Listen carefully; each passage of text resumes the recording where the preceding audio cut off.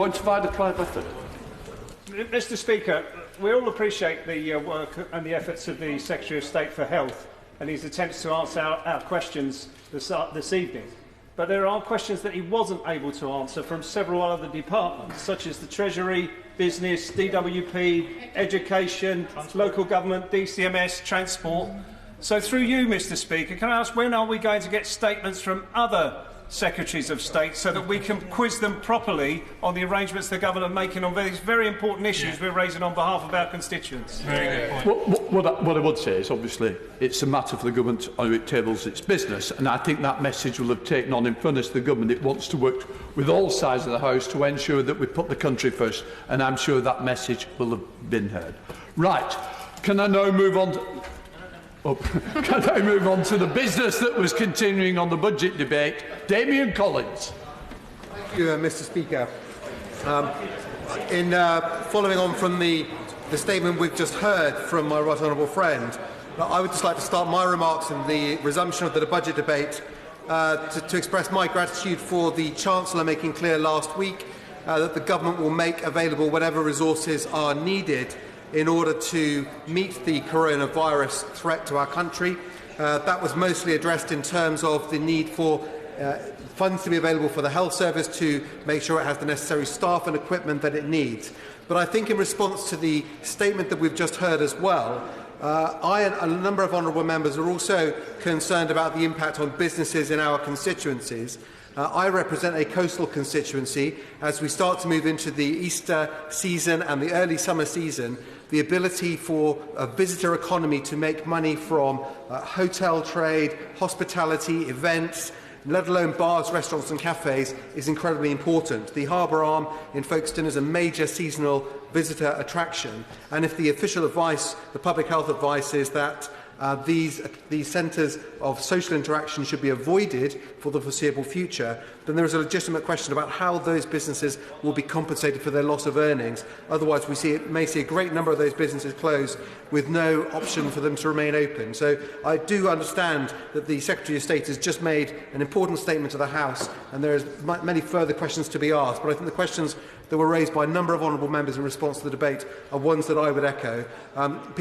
Members have also referenced the airline industry. I would also reference as well other key industries, particularly Saga, which is a major business in my constituency. And I can see the Minister for Health nodding from a sedentary position. He, as an old boy at the Harvey Grammar School in Folkestone, he knows well the importance of Saga to the local economy. And but Saga has many strings to its bow as a business, but cruise lines and servicing the over 50s economy is a major part of their business too. And if areas of the economy like this are effectively going to be closed down for an indefinite period, businesses need to make sure they can communicate with their staff effectively, they can make plans effectively. And as the Chancellor set out, I think, in his statement last week, we want to make sure that viable businesses can ride through this extraordinary event, and that's so important. As I raised as well in response to the Secretary of State's statement, I believe we should also look at the information the public has access to. They need clear, accurate, reliable information. And I believe that people who seek to, in particular, use social media to spread malicious disinformation with the particular purpose of undermining public health should be in a position where they have committed an offence. I think we should have the ability, under maybe the emergency powers the government is considering in the bill it will publish later this week, to signify that as an offence, to spread misinformation about coronavirus with the intention of undermining public health. In Australia, similar laws were brought in response to the Christchurch terrorist attack last year. I believe Spain has looked at a similar response on disinformation and misinformation around coronavirus, and I believe that we should do the same things too. I just wanted to briefly touch on a couple of other important aspects coming out of the budget that are not directly related to coronavirus. And one I particularly wanted to mention was the government's commitment to supporting affordable housing, both to rent and to buy. In my constituency, we have a major new Garden Town scheme which is being supported and driven forward by the Folkestone and Hythe District Council. It is supported by Homes England. The council owns much of the land that has been put into the scheme, and this Garden Town proposal could deliver 8,000 new homes for my constituency over the next 30 years. The Folkestone College is also a centre of excellence for construction industry skills as well, so local people can be trained in the jobs that will be made available as a consequence of building these homes. I welcome the money the government has pledged to support, through Homes England, the construction and provision of more affordable homes. I would ask for the government to look to see all it can do to work with local authorities that are supporting and taking forward garden town proposals. They still say to me that, my district council still says to me that the planning process is still very long, even when there's an early indication of support from the local authority to take the scheme forward. And there is an urgency to try and deliver these homes and get them built as quickly as possible, and also to support whatever infrastructure is needed to make these communities viable and attractive to developers to get involved in the schemes. I would also ask, if I could ask the government directly, I appreciate the Communities Minister isn't at the dispatch box today, but to look at what extra housing infrastructure support and investment could be made, in particular for the Otterpool Park scheme in Kent on the Junction 11 of the M20 motorway. I also welcome the additional money the Chancellor has made available to support the rough sleeping initiatives. We've already seen some of that money in the front line in Folkestone. We've seen that supporting charities that work with homeless people. I would also like to see more support for the Homes First scheme that has been piloted by different local authorities in Kent, which looks at some of the most vulnerable people to get them into accommodation first and then to identify and resolve the other needs that they may have. And this has proved to be a more effective strategy, but it does require more upfront investment, and I hope the extra money the government has brought forward can do that. I also welcome the additional money the government has committed to creating 5G equivalent broadband for the UK. This is an essential technology for the future. I think when we look back at the support over the last decade for BDUK's rollout of superfast broadband, that was a good initiative. It got more homes connected quickly, but it was also probably the wrong technology as well. Now, fibre-based technology would be future-proof. Few of us could have predicted in 2010 what would be the ordinary data requirements of people using information technology and the internet in their homes today and to run their businesses. And therefore, we should back a technology which is similarly future-proof, and fibre equivalent and fibre to the homes is that. I also think through 5G it gives us the opportunity to roll out at speed 5G equivalent broadband, particularly in rural areas, and I think it's right that the government prioritises in areas of delivery that are the most hardest to reach, the ones the market is least likely to deliver. And as was discussed in the House last week, I think it's particularly important that we look at alternative providers to Huawei. We look at companies that are not considered to be high-risk providers of future technology infrastructure, which is going to be so important for the running of all of our economy. Thank you. Alex Cunningham. Deputy Speaker, this budget is slightly different to others we've seen over the years. Suddenly spending billions of pounds on industrial investment isn't being mocked by the Conservatives, like it was when Labour pledged to do it just 4 months ago. So let me start with what's good about this budget. Hundreds of millions of pounds for carbon capture and storage, and an indication that Teesside may well be one of the centres for a project. It would, however, be good for the Government to come forward with a statement confirming that Teesside will get a project. After all, it's better placed and more ready than anywhere else to help the Government deliver the kind of project that can be world-leading. Members may know that I set up and have been the chair of the All-Party Parliamentary Group on Carbon Capture and Storage for the past 6 years. I've met ministers. I think they were all convinced of the case, but nobody could get through to the Treasury. I've tabled questions, written letters, organised events, made interventions, given speeches, secured debates, urging successive governments to take the step to invest in carbon capture technology and sites. I've campaigned vigorously for carbon capture to be taken seriously by politicians. But like those in the industry, I was devastated when in 2015 the then Chancellor, George Osborne, without warning, pulled more than £900 million worth of funding, halting at a stroke 2 major projects instantaneously. It was a bad day for the industry, and there's some way to go to make up that lost time. But I only hope the funding this time will see the cash actually spent before the Chancellor thinks it would be easy pickings for a future cut. I'm really grateful that we're now seeing progress. And it appears we may even be seeing some infrastructure benefits for the Tees Valley too, but some of the announcements made by the Tees Mayor seem a little wide of the mark. After the budget, he claimed to have delivered a free port for the Tees, yet there's no mention of it in the Red Book, and as I understand it, there's been no announcement from the Government either. Maybe the Minister can confirm the Mayor's claim. The same Mayor has also claimed he's secured £80 million for Darlington Station. Perhaps the Minister can tell me where I can find that cash in the Red Book, or even in the Rail Network Enhancement Programme. It's simply not there. So will the Government actually confirm that £80 million is actually there ready to spend in Darlington? After 10 years of austerity and a severe lack of ambition, this budget comes nowhere near to making up for past cuts. But even so, the Chancellor was throwing money around like confetti. But with no real tax increases and a downturn in the economy, it begs the question of where the cash is coming from. But maybe he hasn't had time to cost it yet. We always cost our budgets. But this budget has done nothing for the chemical industries and Teesside, where companies are still nervous as there is no provision for the increased costs that these firms will face due to the uncertainty over the REACH regulations. I appreciate ministers taking the time to meet with me and organisations concerned about future regulations, but it is now time for them to step up and take the action that chemical industries are asking them to take to secure the future of their businesses. But it isn't just industry who are worried and under pressure, but our public services too. I hope that this country pulls through this crisis and that the government start to truly recognise the impact that health cuts can have, because by the time the crisis comes around, it's too late to restore what has been cut overnight. Perhaps the shortage of ventilators is just one of the best examples of the resources in the NHS falling short, and it's the lives of people that will pay the price. And areas like mine, with some wards which have amongst the lowest age expectation in the country, is where people will be most vulnerable to the coronavirus. As I said in my intervention earlier, I was grateful to the Health Minister for listening to the case for a new hospital in Stockton, a 21st century hospital to address the huge health issues in my community. Since the new hospital was cancelled by the then Tory Lib Dem coalition in 2010, I've spoken about the need for it in every single budget debate since, so I'm pleased that at last we've made even a tiny step forward, so thanks to the Minister. But it's not just about hospitals. This budget also failed, and others have said it, to deliver on social care. In the context of our current situation, whereby COVID-19 is more dangerous for older people, this seems to have an even more severe mistake. What is happening when care workers come down ill, are self-isolating at best, and older people in need of those carers are left alone? How is the government prepared for this particular part of the crisis? Simply put, what this budget has done is highlight the inadequacy of our welfare state. It has proven that our safety net is not fit for purpose. We shouldn't simply do and be better now that we're facing a crisis.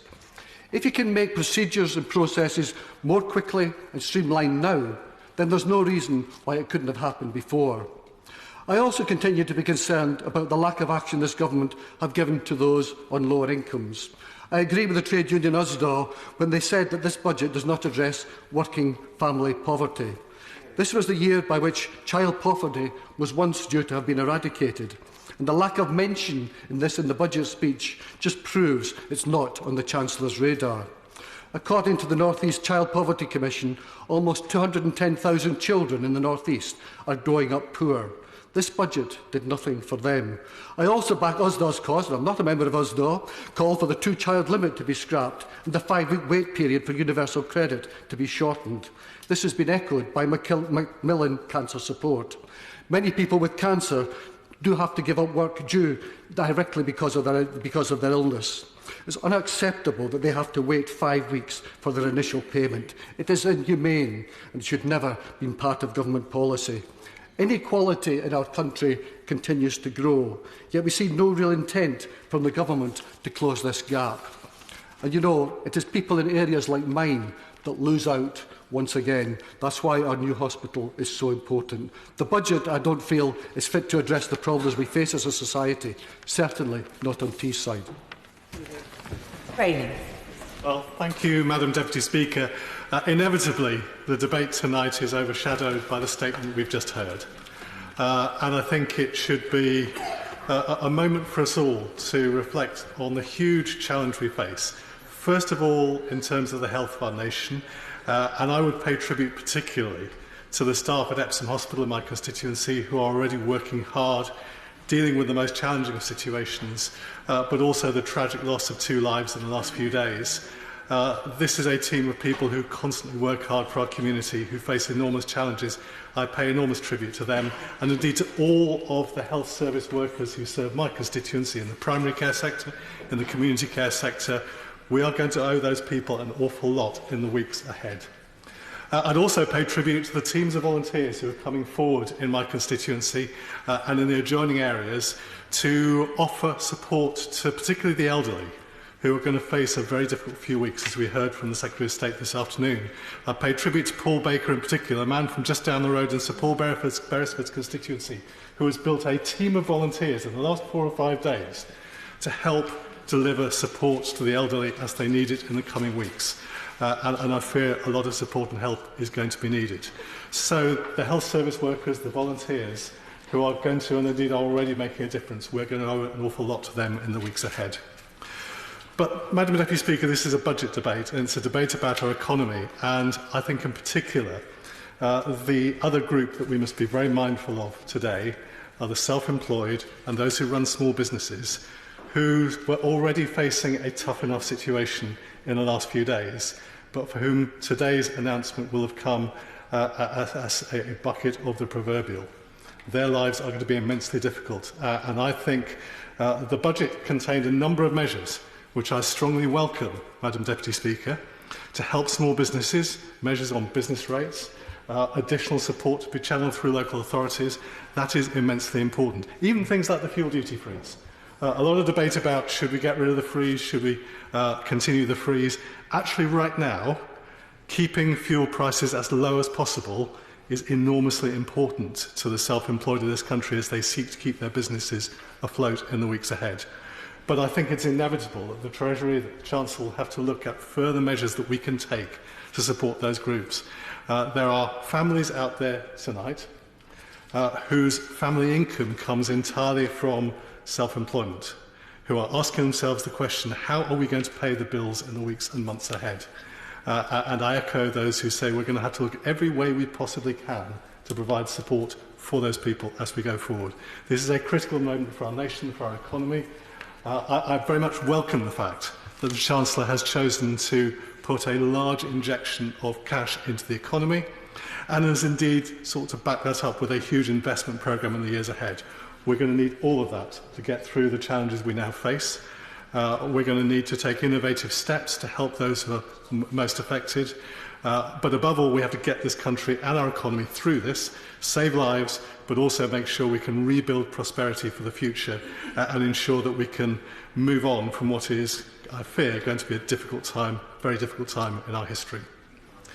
But, Madam Deputy Speaker, alongside that, there are other challenges we have to meet, and I welcomed the measures in the budget to continue the encouragement of our motorists to move away from conventional petrol and diesel vehicles, the incentivisation for more purchase of electric vehicles, and I do hope we also build hydrogen into the mix for the future. We are going to need it. The reality is that electric traction does not yet work for the heavier vehicles, and I think hydrogen is an important part of that future. But I'd also add a caveat. There's a lot of talk about going as fast as we possibly can to make that transition to a greener vehicle fleet, and I endorse that ambition. But we can only go as fast as the technology will allow us to go. If we seek to go faster, we will actually end up doing damage to our society and our economy as well. We can't transform technology any faster than it is available to be transformed. And we also have a duty, particularly in the wake of the current situation, to protect the jobs of those people who work in the automotive sector, for example, for the future. And there's another thing we have to do as well, Madam Deputy Speaker. I think it was right in the budget to put off the reduction in corporation tax and to put that money into the health service. We see today, with today's statement, just how important it is for the health service to get that additional resource and more in the weeks ahead. But we also have to remember the benefits of being a low-tax economy. I was Employment Minister back in 2010 when unemployment was 2.6 million and rising. Here we have been a decade later with unemployment a fraction of what it was then. And I have been convinced all the way through those years that one of the reasons for that is because we built a highly competitive tax regime for business in this country and for investors who sought to come to this country. And when we got through the current troubles and we've set our economy back on a path to the future, I do not think we should forget that lesson. Because if we are a competitive place to do business, in the end what that means is jobs and prosperity for our people and keeping that level of unemployment low. I regard the reduction in unemployment as having been one of the great achievements of the past 10 years of this government. It is an achievement I want to see, albeit take through the turbulent time that lies ahead, solidified for the future, and we'll do that by making sure that this country is a great place to do business in. We must not lose track of that as we take perhaps sometimes some difficult tax decisions in the weeks and months ahead. But, Madam Deputy Speaker, above all else, this budget was a stepping stone towards dealing with the challenges we face. I have no doubt that more measures will need to be taken. We've seen the central banks step forward to put forward injections of capital into the economy, support for business and the rest. We're going to have to do more, I suspect, but above all, we have to do enough to protect the lives of our people and to put this country back on the path to prosperity after a difficult period economically. So I think this budget was a step in the right direction, but, Madam Deputy Speaker, we've got big challenges ahead and we must all live up to them. Hamid Yassin. Thank you, Madam Deputy Speaker. Last week's budget, which will double government's borrowing, is proof that government's austerity agenda, which brought unnecessary pain and suffering to millions, was a failure. Austerity has seen untold damages inflicted upon our public services, most obviously our health service, which in 2010 had its highest patient satisfaction levels on record. It is painful to see what's been done to the police service, to the fire service, the welfare service, the probation service, courts, the health services, education, to libraries. I could go on. All of these ideologically driven cuts to our social fabric in response to the worldwide banking crash, which Joe public paid the price for, yet now the public are supposed to cheer when government try and repair some of the damages they have caused by raising council tax, the precept to replace some of police officers who we have lost. Or should the public now be grateful that the NHS can now have anything it wants after nearly a decade of sustained and deliberate underinvestment, which has brought the services and its staff to its knees? Madam Deputy Speaker, now every person in the UK is counting on the NHS to be there for us when this government was not there for it. Money cannot buy the 100,000 workforce vacancies, including 43,000 nurses and 10,000 doctors that we really need right now. Despite the big spending announcements, austerity is not over for most public services, which according to the IFS will see day-to-day spending per person remain almost fifth lower than 2010 levels through to the middle of the current decade. The 76 billion rise in overall spending by 2023-24 will be paid for largely by borrowing, paving the way for soaring debts and probably tax rises, particularly if the economy takes a significant hit from coronavirus and a disorderly Brexit. Madam Deputy Speaker, the budget revealed just how weak the UK economy was even before coronavirus. Brexit has already made the economy 2% smaller than it would have otherwise been, and we are still in a transition period which is protecting us from the economic shock. Madam Deputy Speaker, after a decade of Tory-led governments, the NHS, our social care sector, are chronically underfunded, under-resourced and understaffed just at the moment we need them the most. The very substantial additional infrastructure investment that the Chancellor announced is welcome, but there are huge question marks over the government commitment to tackling climate change, and the long-promised plan to fix the crisis in social care has been ignored again. I hope the Prime Minister's promise on the steps of Downing Street to fix the crisis in social care once for all, with a clear plan, we have prepared to give every older person the dignity and security they deserve, has not been forgotten, because it's been 6 months now and the promised plan is nowhere to be seen. It is astonishing social care has been ignored again in this budget, and crushing the people with dementia, and we hear the stories every day, the people with the dementia trapped in unacceptable conditions, of families struggling to cover the cost of the dementia care. Cross-party talks must produce a long-term, sustainable solution for social care that delivers quality care, but they absolutely must be backed by investment now to keep the system afloat. Madam Deputy Speaker, the spending measures alongside last week's cuts to interest rates may keep us out of recession for the immediate future, but it is difficult to feel reassured that our economy is strong enough to cope with the unknown impact of coronavirus at the same time as our plans for leaving the EU are still so uncertain. But even if the economy escapes a sustained hit from coronavirus and Brexit, the budget leaves day-to-day spending for public services other than health some 14% lower per person in 2024-25 than it was when Conservative kicked off the austerity programme in 2010. Madam Deputy Speaker, the budget continues the Tory power grab from the local to central government funding.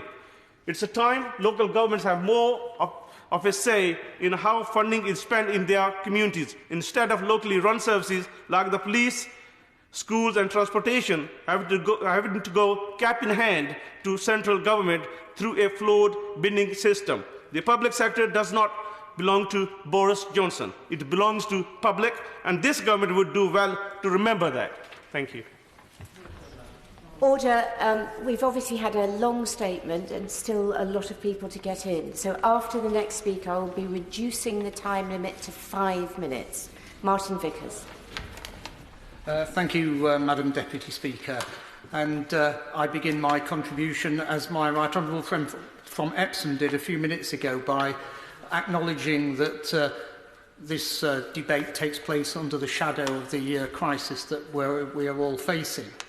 I welcome in particular the commitments in the budget to deliver on our manifesto commitments, which certainly in the county of Lincolnshire were so overwhelmingly endorsed by the electorate. And it was a pleasure earlier today to hear the maiden speech from my immediate neighbour from Great Grimsby, who I'm sure will make a considerable contribution to debate in coming years. But as I say, it's overshadowed, of course, by the coronavirus crisis. And I visited my local hospital, Diana, Princess of Wales Hospital in Grimsby, on Friday for one of my regular updates from the senior management and medical professionals. And I wish to pay tribute to them for the work that they are doing, not just in the current crisis, but throughout the year.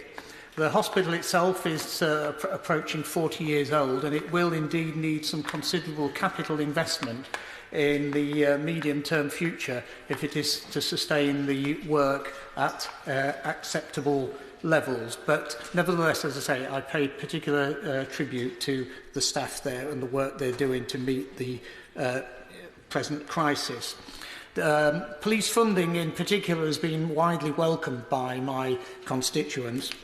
Humberside Police in recent years have managed to increase their numbers by over 200, and there are a further 97 pending within the next phase. So it's particularly welcome, and of course, like constituents up and down the country, my residents in Cleethorpes actually want to see visible policing, and I was in discussion with the superintendent only this last week, and I've received assurances that that will be the case. One thing I would particularly mention is the retail trade, which have been badly scarred, I think it's fair to say, by this £200 limit in terms of shoplifting. And I'm delighted that my local force don't take that as written in stone. They do actually use some discretion in the way they meet these challenges. So I would hope that certainly that is something that's taken on board. I also met the principal of Franklin Further Education College on Friday, and an area like mine in northern Lincolnshire is particularly important that we have additional funding for that college, and I'm pleased to say that the principal was well pleased with the way things are moving. Now, the public services, of course, are not all met by the public sector. We need private sector involvement in order to deliver some of our essential services. And the area that I represent was designated by the government as the first town deal, the Greater Grimsby town deal. And I would hope that the continued investment will continue there. The Secretary of State for Local Government was in North East Lincolnshire only 10 days ago and announced another £3.5 million boost for the town deal, and that's very welcome. And it's also particularly welcome that there is renewed enthusiasm amongst councils throughout Lincolnshire now to revisit the Lincolnshire devolution deal, which unfortunately didn't materialise a couple of years ago. The area is going to be heavily dependent on the offshore renewables sector, and I'm delighted that government support continues for that. Of course, one thing that's essential for all local economies is good transport connections. And I've been campaigning for many years now for the restoration of the direct train service between Grimsby Cleethorpes and London King's Cross. I, along with neighbouring MPs, met the LNAR chief only 2 or 3 weeks ago, and I'm pleased to say that they are prepared to operate a service if the government tell them to. This needs no capital investment. It's one of those easy wins that can be achieved, and I would hope that the Minister on the front bench will ensure that his colleague, the Secretary of State, hears my renewed plea. The hit that the global economy is going to take over the next year or two as a result of the current crisis is one that's going to reverberate throughout our country. And one thing that would help considerably my area, again as my honourable friend from Grimsby mentioned this afternoon, is designation of the Immingham and Grimsby ports as giving them free port status. And as was mentioned a few minutes ago by the member opposite from Stockton, carbon capture and storage will also play a vital part in the economy of northern Lincolnshire. The town, the resort of Cleethorpes is doing reasonably well, but of course it will take a significant hit, particularly small businesses, bed and breakfast, guest houses, small hotels and the leisure sector as a result of the current crisis. And I would echo the words of colleagues to the front bench that as we continue to react to the current circumstances, that those small businesses are taken note of. I welcome the announcement from the Chancellor in respect of, for example, business rates, which will certainly help them, but I think more measures are inevitably going to be needed. So, Madam Deputy Speaker, I'll conclude at that point as I've got 33 seconds extra to give to someone else. Which will be Chris Stevens. Madam the Deputy Speaker, and I thank the member for Cleethorpes for his generosity in giving me those 33 seconds. Madam Deputy Speaker, I think it's now becoming quite clear that this will be the first budget of this financial year, and I don't mean that as any criticism of the Treasury branch, but it's quite clear that developments and events are moving fast. The Government will want to introduce emergency legislation that might seek emergency powers, and it's quite clear that even the budget last week that was announced has already been taken over by some events. But let me make a couple of opening remarks firstly. And the first thing I want to raise is the loan charge. We will, of course, have a wider debate on this on Thursday, but I was disappointed that there was no more concessions for those who've been caught up in this scandal. It amazes me that there are people being chased for money who have been caught up in this rather than those who are directly responsible. I hope the Government will also be a bit more specific of the measures that they want to introduce in terms of tackling the promotion of tax avoidance, because I'm not the only member of the House who is concerned at the reduction in staff at Her Majesty's Revenues and Customs over the last 10 years. The second issue I want to raise is the free TV licence, Madam Deputy Speaker. There is a real, and of course there was a government commitment in the election to that the free TV licence should be maintained. Given that we're in a period where the main source of information for many people, particularly the elderly people and those who live on their own and who live in other areas, will be from the television, then I think that the Government really need to now move very quickly to take back control of that power Take it back from the BBC, bring it back into DWP and maintain the free TV licence, because elderly people over the next few weeks and months will need that box in the corner of their living room to get vital information in tackling coronavirus. And I'll give way briefly to one more friend. I'm grateful to my honourable friend for giving way. Of course, the Conservatives changed the promise from the 2017 manifesto for the promise to keep it. Now they're promising to keep it as long as everybody else but them pays for it. Would you agree that's a bit like saying the government are going to provide free bus fares for everybody as long as bus companies pay for them? Yes, I do. And I think that my honourable friend's point is well made. Now, there are a number of challenges which the government now face, and particularly I'm not the only member of the House over the last few days who's had constituents contacting them, who've already seen their hours reduced, who've already seen their shifts cancelled, who are being advised by employers that there'll be no work for them.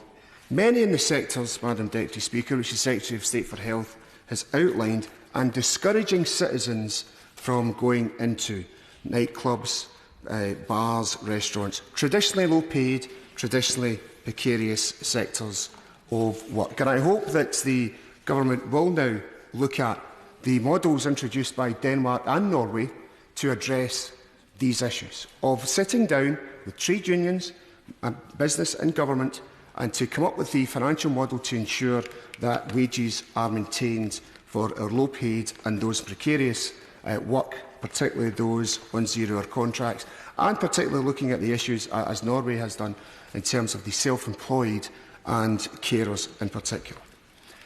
The next issue I want to raise is that of statutory sick pay. I have also been contacted by constituents who are alarmed that employers, that some employers, including some large multinational employers, don't pay company sick pay from day one. Some of them pay it in day 4, some pay it in day 7, allowing the state and leaving the state to pick up the tab. And because of these different schemes by different employers, some individuals will find themselves they'll only get the statutory sick pay from day 1 and not topped up by employers and their particular sick schemes. That's going to lead to a situation, Madam Deputy Speaker, where some people will want, and they're advising me, and I'm sure I'm not the only member of the House that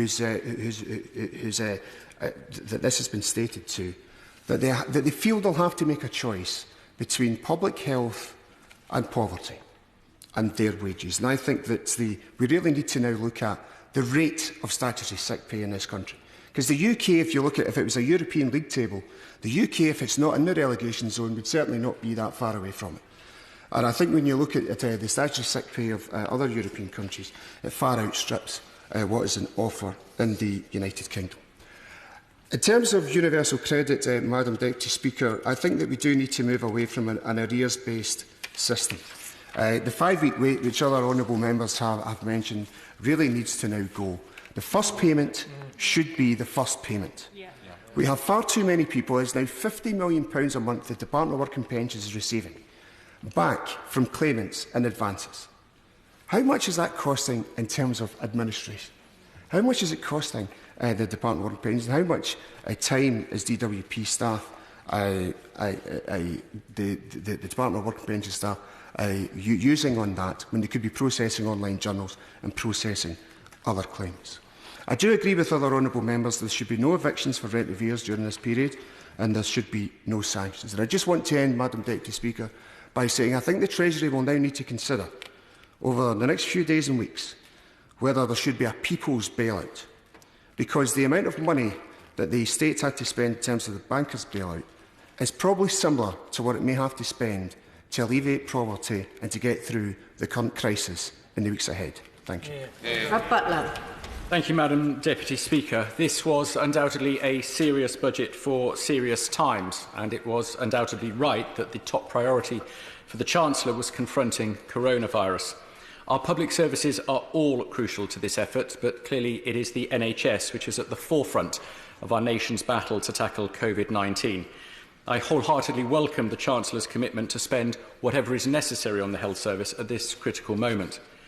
In my own constituency of Aylesbury, Stoke Mandeville Hospital is caring for a number of patients with coronavirus.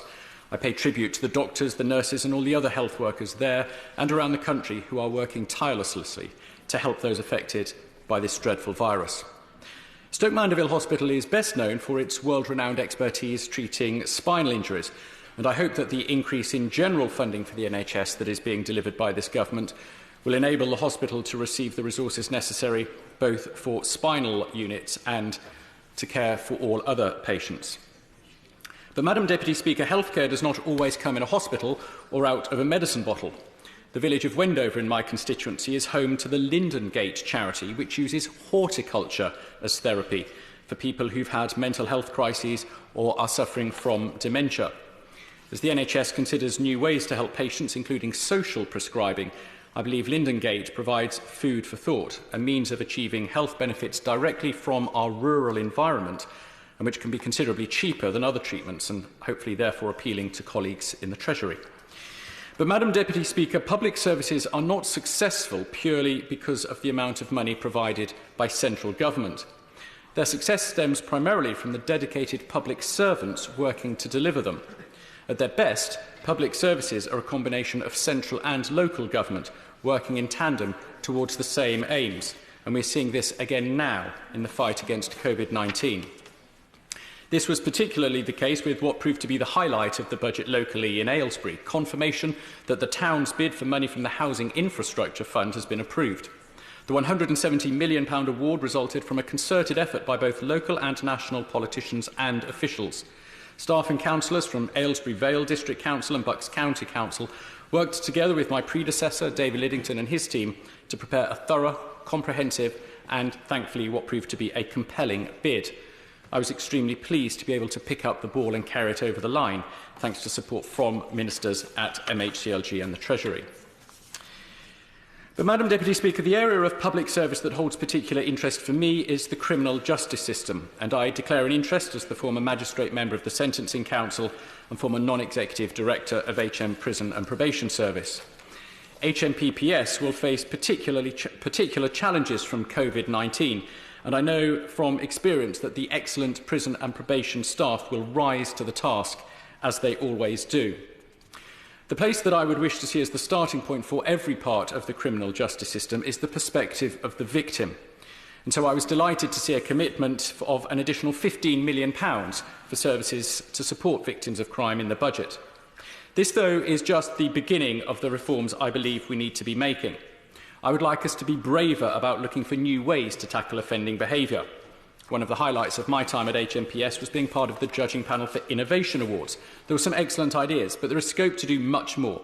Technology can undoubtedly play a significant role. We've just seen the introduction of tags monitoring alcohol abstinence and others using GPS to enforce exclusion zones, so strengthen supervision and therefore better protect victims. So it is absolutely excellent news that this sort of technology will benefit from the £68.5 million in this budget that will be devoted to tougher community orders.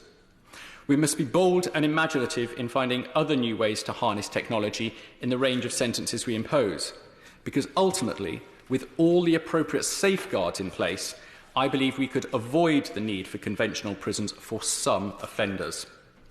So I hope that the financial commitments made in this budget will herald greater funding in our prison and probation system in subsequent fiscal events this year. They may not be glamorous, but it is estimated that crime costs the UK some £60 billion a year, so success can bring about savings. Madam Deputy Speaker, this budget has welcome investment in the criminal justice system, in our infrastructure and in our health service. It promises all the resources necessary to fight coronavirus. It is therefore a budget I am very proud to support. Emma Hardy. Madam Deputy Speaker, and I have to say this wasn't the speech I expected to give when we heard the budget being announced, but present events have overtaken us. And whilst I'm quite sure that our country will survive, I'm quite concerned also that without more urgent action from government, the state that it's in when we've overcome this virus might not be a place that any of us wish to be. Because I think the message that the government need to clearly understand is there will be a price, and the government will pay. The choice is, how will you pay? Will you pay up front and enable people to have the statutory sick pay they need for the self-employed? Will you look at things like universal basic income? Will you ensure everybody has enough money to live? Will the government pay to support local businesses adequately, all of them, small, medium and large, to stop our economy collapsing? Or alternatively, will you pay at the end? Will you pay when our economy has collapsed, when our country is on its knees, and then when we recover from this virus, we are not able to get back on our feet again, because there will be a price and there will be a payment to be made? And what I would like the government to consider is making that payment now to support our economy and to support our individuals, rather than paying that price at the very end. Because we need to be thinking about this long term. If we're going to readjust to life under the coronavirus, we need to be looking at many different things. We need to be looking at providing free internet for people in this country, especially the children who are expected to work at home on their homework. And how are they going to be able to do that if they don't have equipment to work on and they don't have access to free Wi-Fi? We need to be looking at feeding children with free school meals programmes. We need to be looking at giving mental health support for adults who are self-isolating for 3 or 4 months. The government could look indeed at a national advertising campaign through the television and radio, signposting adults to the mental health support that is out there. And just now on a Facebook group, which overwhelmingly in just a few hours has now had nearly 5,000 members, the whole Coronavirus Support Network group, have asked if the government can introduce restrictions on the number of items that people are buying from supermarkets, stop bulk buying and introduce fairness to everybody, make this equal, give time for the vulnerable and the elderly to shop on their own at the beginning. But also the community. There are many people out there wanting to support the community, and that is to be championed. That is something each and every one of us can feel proud of. But however, I have a slight edge of caution, and it would be very useful if the government could look at introducing urgent CRB checks for some of these volunteers that are putting themselves forward, so that we can look at safeguarding some of our most vulnerable as well. There could be a way of coordinating these national volunteers and just introducing a very light check on some of the people if they're offering to go, for example, and collect money from the elderly to do their shopping and activities like that. We could also look at the government supporting charities like the Samaritans to make sure people have the support that they need. Use the government's resources to advertise these out in there to the community for everybody with a national campaign. Propping up charities. Emergency food supplies from food banks. The food banks have run out of money. Where do you go when you have no food? You go to the food bank. Where do you go when the food bank has no food? Nowhere. The government could be looking at providing emergency food parcels to the food banks out there, so that the homeless on our streets are not just left there to die with nothing. Because at the moment, the cupboards are true and well empty. The self-employed need a lot more support. I had a message from a taxi driver saying to me, where am I going to get my business from? If everybody's at home and no one's going to the pubs or the restaurants, what happens to me? Another from a driving instructor, no one's going to leave the house. They're not going to be looking for him for lessons. Where is their support? These are people who've worked their lives, people who may have even indeed voted Conservative in the last election, who are looking to this government and feeling let down. They've been told all along, work hard, try hard, you'll do well. And now they're having their businesses ripped out from underneath them by a government that is not listening to their cries of support. Our purpose in being here, I see and need mine as trying to leave this world in a better state than it was when we arrived there. This is a once-in-a-generation test, and we are being judged as a country and as individuals and as a parliament. And I urge the government to make the right choices, because our country are counting on us and we cannot fail them. Thank you, Madam Deputy Speaker. I think we can all agree that this was not an ordinary budget, but instead it was a budget that is called for in extraordinary times. And I personally welcome this budget, as I'm sure many people from across the country will have done so. The COVID-19 virus presents us with a situation that is incomparable to one that most recent generations have had to face. These are challenging times, and as my right honourable friend, the Health Secretary, has reminded us, we will all need to make sacrifices. And it's in that vein that I commend my right honourable friend, the Chancellor, for the funding boost that he's given to the National Health Service at such a crucial time. The Chancellor has shown that the health of the nation will always be the top priority, with extra spending to help us through this difficult period. And I make an appeal to all members across this House. We can see and hear that our constituents are anxious about the future, and it's incumbent upon all of us to work together in the national interest. These are not issues to be politicised. We recognise the challenge ahead, and the only way we will get through this is together. And I commend those already who have been working collaboratively across the House. I was particularly pleased by the focus the budget had in helping the SME sector, for I believe the public sector and the private sector work best when they are in balanced symbiosis. They both need each other, and I believe this budget recognises that. In a former life, I was a businessman and I represented thousands of businesses in the West Midlands. As a chartered accountant, I built my career working for SMEs.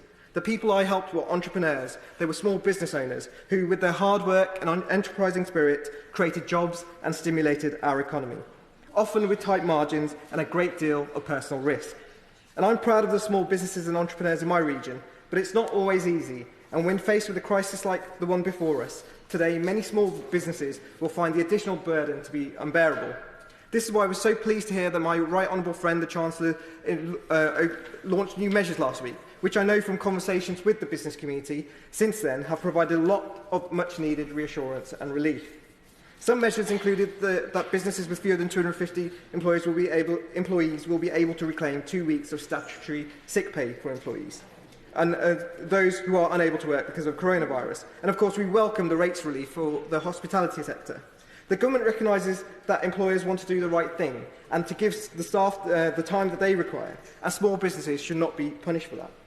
But I would ask the insurance industry, who I'm hearing are not recognising COVID-19 as a recognised disease, I would ask them to recognise this. Because while there may be a short-term cost to this, there is no point protecting those short-term gains if they will lose customers and clients in the medium term. And I would implore them to do the right thing and make sure that they protect these businesses as much as possible and recognise COVID-19 as a recognised disease. Finally, I'd like to place on record my thanks and pride in all of our public services during this time of national crisis. They all do a great service every single day, and it's our job to make sure their sacrifices never go unnoticed. And I'm sure everybody in the House will agree that we stand by them, and we do so proudly. Thank you. Lambos Cherylambos. Thank you, Madam Deputy Speaker. Uncharacteristically, I will congratulate the Chancellor on his budget, a budget that admits the moral failure of Tory austerity. Their decade of cuts has been savage. Now, I acknowledge that the budget is a step in the right direction, but it won't undo the damage done to our communities by austerity. Let's not get carried away by the Tories' apparent budget U-turn. Let's check the small print. The Chancellor was right to promise that whatever resources our NHS needs to cope with coronavirus, it will get.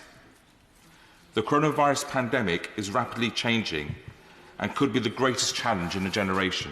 Yeah. But there are some glaring omissions from the budget, which, if unaddressed, they will repeat austerity's failings. Local councils are responsible for public health and find themselves on the front line fighting coronavirus. Public health plays a huge role in preventing ill health, protecting the population and promoting education through communication. But with the new financial year for councils a fortnight away, there is still no mention of the public health grant. The Chancellor managed to find 500 million a year for potholes, but said nothing on public health. There's been an 850 million real terms cut in public health funding. The Health Foundation projects a funding injection of 3.2 billion a year is needed to reverse government cuts. We have an endemic problem with public funding in Enfield Southgate.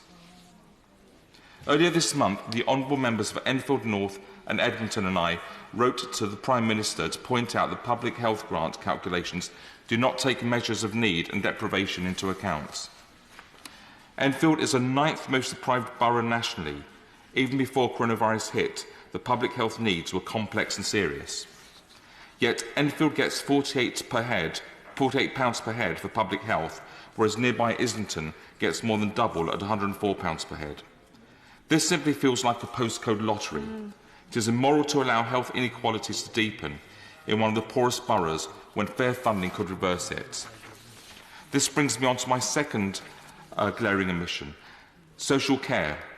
We know that older populations and those with underlying health conditions are particularly vulnerable to this cruel virus, but it's also projected that the majority will recover. Yet to be discharged after a hospital stay, many vulnerable people will rely on social care infrastructure. This is a real danger that people will continue to get stuck in hospital. Take the example of my constituent's mother. Despite being medically fit for discharge, she found herself unable to leave hospital for many weeks, waiting for a social care assessment. Once the assessment was done, there was a lack of appropriate social care available, so she was stranded in hospital for an extra 2 months. This meant that a hospital bed needed by a sick person was being occupied by someone who didn't need it. In November last year, 1 in 3 people up and down the country were waiting in hospitals for social care services. The pandemic's pressure on the NHS and the pressure on social care are intrinsically linked. An underfunded social care system only increases the pressure on the NHS when people cannot be discharged from hospital. The Chancellor should recognise that the social care system needs rebuilding. The situation was unacceptable before coronavirus. It's now intolerable. We need immediate financial support to help adult social care services keep vulnerable residents safe and reduce pressure on the NHS. Public health must be properly funded and historic injustices in funding must be urgently addressed. To conclude, I do welcome increased NHS funding, but I will not fall for the populist budget hype. Other parts of the health and social care system are left neglected. Until the glaring omissions of funding for public health and social care are addressed, the budget lacks substance. My constituents demand proper funding for our council, which is on the front line of the fight against the pandemic. Laura Farris. The speech I intended to make has been somewhat overshadowed by what we heard in the House. The gravity that was forecast in the Chancellor's statement was rammed home with a grim reality this evening, and there is no doubt as to the task that lies ahead. But in this debate, I would like to start by congratulating the Chancellor and his team for a budget that was ambitious in scale and bold in its reach, an orchestration of fiscal and monetary measures that truly delivered on our promise to the British people. And it is right that this budget placed at its core the small and medium enterprises that are this country's beating heart. Because it's only by setting the conditions in which those wealth-creating and job-creating industries can develop and flourish that we can fund the public services that are the subject matter of this debate.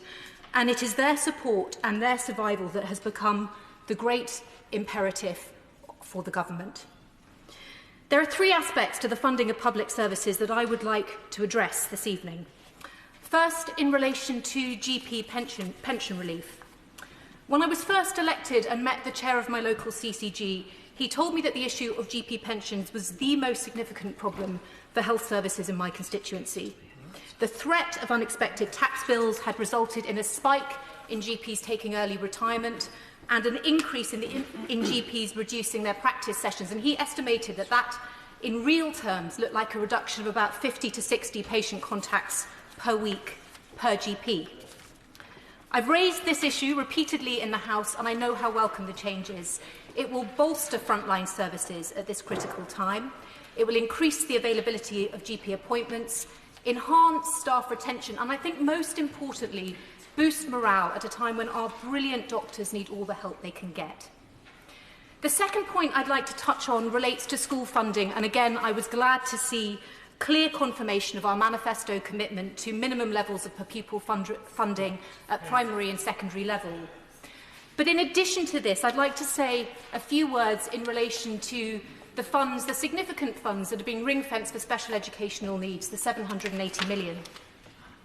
And what I want to say that is critical about this is not how much is spent, but how it is spent. And from talking to the heads in my constituency, there have been 3 themes that have emerged. First, the critical importance that some of that funding goes towards early diagnosis, because I've heard how damaging it is, not just for the child, but for other children in the same class, for a child to linger for too long without a proper identification of their needs. Because if that child is distracted or disrupted because they can't access the curriculum, that affects the whole cohort. Second, that the special educational needs funding should support smaller teaching groups, because the evidence is overwhelming that the outcomes for children with special educational needs can be radically improved when focus support is provided. And third, I would respectfully request that this spend is guaranteed or bettered in the years ahead, because as of last year, the government withdrew the disabled students allowance at further education institutions, and I understand why it did. But nonetheless, this underscores the imperative for full and comprehensive SEND support during a child's formative school years. In relation to public safety, I would like to commend the funding that has been allocated to the trial of a domestic abuse court in England and Wales. I saw that as a clear reflection of this government's root and branch commitment to tackling this hidden and heinous crime by focusing its adjudication in a single court, rather than down the twin tracks of the criminal and the family division. As the member for Blaydon put it in a Westminster Hall debate about 2 weeks ago, this is a critical step for the protection of children who are often the innocent collateral. At present, we often have a paradoxical situation where a perpetrator of domestic abuse is judged to be a violent criminal in the Crown Court, but he's a good enough dad in the family court when the issue of custody falls for consideration. And this isn't just a discrepancy, it is an injustice, and a domestic abuse court offers a joined-up forum in which to address it. And while we're on the subject of children, I'll just say finally that I hope this government will go further in the life of this Parliament in recognising the need to address legal aid, particularly in the family court. As the outgoing head of the family division, Lord Justice Mumby, put it last year, the fact is that following the legal aid cuts introduced 7 years ago, we have far more litigants in person than we did. Our present court processes, our rules, our forms, our guidance are woefully inadequate to enable litigants in person to understand the system. That is the current reality, and I hope this bold and reforming People's Government will seek to address in the budgets of the future. Siobhan McDonagh. Madam Deputy Speaker, these are turbulent and worrying times, and I know all members of the House will share my gratitude and admiration for the dedication of the doctors, nurses, carers, paramedics, police, teachers, shop workers, cleaners, delivery drivers, travel staff, charities, journalists, and all of those up and down our country who are keeping everyone as safe and informed as possible under the most testing of circumstances.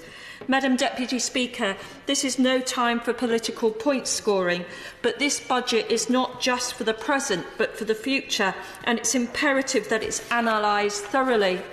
£500 million has been pledged to Epsom and St Helier Trust, but my local NHS proposes to use these vital funds to downgrade both Epsom and St Helier hospitals, reducing 2 existing A&Es to 1 and moving services away from the most deprived area and the people who need it most. If they get their way, St Helier will lose an extraordinary 62% of beds and become nothing more than a glorified walk-in centre. Under the spotlight of a pandemic, every corner of the House can see quite clearly that we are in no position to be shrinking our acute health services. I welcome every single penny committed to our NHS, but now more than ever we see the importance of the health services operating at full capacity when it's needed most, at St Helier Hospital on its current site. In unprecedented times, we operate day to day. But this budget will outlive the coronavirus crisis. And on Friday, as ever, over half the constituents I met at my weekly advice surgery came to see me about a housing issue. I met Mrs L, who has been trapped in so-called temporary accommodation for 2 years, living in just one room and sharing a bed with her 8-year-old son, who suffers from epilepsy and autism, and her 4-year-old daughter. I met a hard-working Mr and Mrs N who share a one-bedroom starter home with their 2 children and their 2 friends and their friends' 2 children. That's 4 people and 4 children cramped into a one-bedroom starter home. And I met Mrs B, who's facing eviction from her privately rented home where her family has lived for the last 20 years. She cares for her disabled daughter and relies on universal credit. But an extraordinary £1,000 hike in their monthly rent is forcing this family out and into temporary accommodation. Madam Deputy Speaker, there should have been the budget for these families. I'm used to reading warm promises, but the budget even lacked enough of those. Because according to this budget, the government has supposedly made good progress on boosting housing supply. Madam Deputy Speaker, I must have been on a different planet for the last 10 years. There are now 1.2 families on social housing waiting lists across our country, and yet just 6,464 social homes were built in 2017-18, the second lowest on record, at a rate that would take 172 years to give everyone on the current waiting list a social rented home. Of course, extra funds in the Affordable Homes programme is welcome, but only if affordable homes truly means affordable, and that isn't 80% of market value. What's more, it represents completely unclear exactly how much of this new settlement will be made available for social rented homes. In light of this, I extend an invitation to any minister, any Friday, to attend my weekly advice surgery to see what hope they believe they can offer to the increasing number of my constituents waiting for a place to call home. There is still a lot of pressure on time, so after the next speaker, I'll take the limit down to 4 minutes. Marco Longhi. Madam Deputy Speaker, we've heard many tributes today to NHS staff for the efforts that they are putting into protecting us all. I would like to add my own tribute to them, and particularly to the frontline staff and every single person who works in the care sector, and indeed anybody else who may be supporting vulnerable people in the weeks to come, whether they're employed in the care staff or not. I can well imagine of the armies of volunteers who will be stepping up to the mark in the weeks to come. Madam Deputy Speaker, my right honourable friend, the Prime Minister, pledged in his first speech on the steps of Downing Street that making our streets safer is a key priority for this government, and I could not agree more. All of us in the wider Dudley area welcome a new multi-million-pound superstation to be built by West Midlands Police, but without sounding ungrateful, Dudley still needs more than this. The recruitment of 20,000 new police officers across the UK is incredibly important. It is vital we see a greater visible presence, particularly in areas such as Gornal and Sedgley in my constituency, to deter against violence and vehicle theft. In my experience as a local elected member, I know that it is a police force that engages and embeds itself in local neighbourhood communities that actually achieves results, not brand new buildings, computer screens and form filling. We need a police force that is a part of local communities, not one that is seen as remote and largely out of touch. Some officers are great at what they do, but we need more of them, and they need more support themselves. Madam Deputy Speaker, Dudley, as part of the West Midlands, will see part of the £4.2 billion investment in city regions, giving elected mayors more say over transport in their areas. Like our great Mayor Andy Street, I welcome this much-needed investment. HS2 is welcome in Birmingham, but Dudley is in vital need of better roads and better public transport links to improve connectivity to Birmingham and its interchange, and indeed the wider Midlands. Better transport connectivity opens up incredible opportunities for both employment, study and local regeneration. I am pleased the budget brings a £400 million funding boost over the next year into further education to go towards enhancing access to higher quality courses, covering the cost of expensive but important courses and ensuring further education providers can continue to recruit high quality teachers. As I mentioned in a Prime Minister's questions and my maiden speech, Dudley is to benefit from £25 million investment as part of the Town's Fund, and the programme board, which incorporates all major stakeholders, has agreed to dedicate this to the creation of a university campus in Dudley. Now, Dudley College is doing amazing things, and I was blown away at the extraordinary offer they bring in conjunction with local businesses to the town and Dudley people. I hope members here today will join me in congratulating the college on receiving a Queen's Anniversary Prize for Education just a few weeks ago. The prize is the highest national honour awarded to the UK further and higher education. So the £25 million funding will build on an already outstanding college, on providing essential skills to set learners on a pathway to success in jobs for the future. But more will be needed to secure a great university presence in Dudley, and I am placing on record not only my support for the scheme, but a request for support from relevant departments so that we can truly level up by offering people world-class opportunities that come from world-class education. Thank you, Madam Deputy Speaker. Zara Sultana. Over the weekend, I got chatting to a shop assistant. She had a cough. I asked if she was able to stay at home until she felt better. She said no. She said that if she didn't come in, her shifts would be cut. And if her shifts were cut, she wouldn't be able to pay her rent. Madam Deputy Speaker, this is happening to working people all over the country. And as we stand on the precipice of a crisis, unlike anything that has happened in my life, we needed a budget that rose to the challenge, a one which protects the working class from the worst effects of the coronavirus outbreak. But this budget doesn't do that. It doesn't even undo the damage of the past 10 years, where the party opposite systematically weakened our defences, ran down our public services, pushed down the most vulnerable, and cut down the power of working people, leaving millions insecure and on the edge. And now the NHS is on its knees.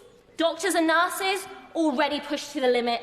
The social security system already broken. And as this crisis makes social care more urgent than ever, the budget ignored it. The elderly, the sick and the disabled are being abandoned. Madam Deputy Speaker, this crisis exposes the worst features of our rotten system. Price gougers exploit it to make fortunes out of our expense. Private hospitals charge millions for the NHS to use their beds.